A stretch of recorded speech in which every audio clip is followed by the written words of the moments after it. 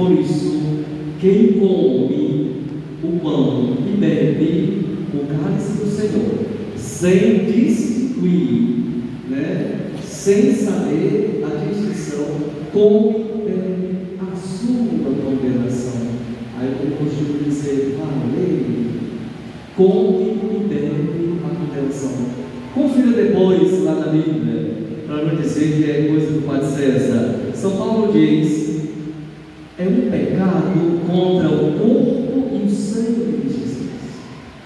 E aí ele vai dizer também: é por isso que muitos de vocês estão doentes e alguns até morrem, porque comem indignamente o corpo e o sangue do Senhor. Por isso recomenda um exame. Está lá o termo: examine-se.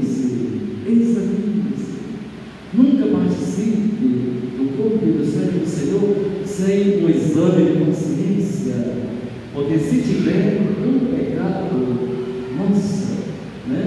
na linguagem de São Paulo, como bebe a condenação.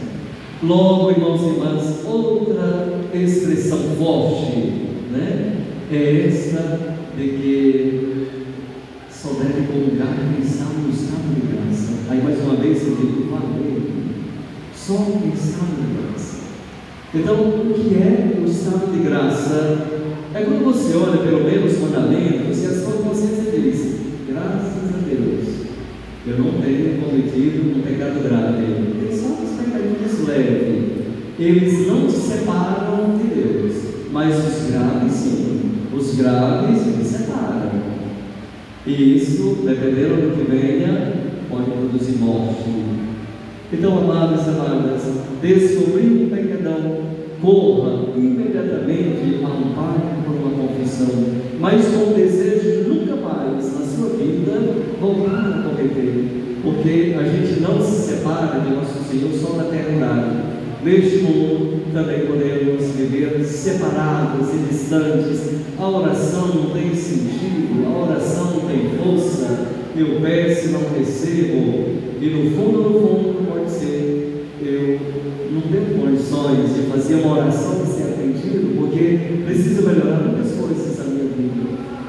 Meus irmãos e minhas irmãs, se eu nunca disse, ou ninguém mais falou para você, não viva em pecado nenhum, mas viva na graça de Deus. Padre, e o que é viver na graça de Deus?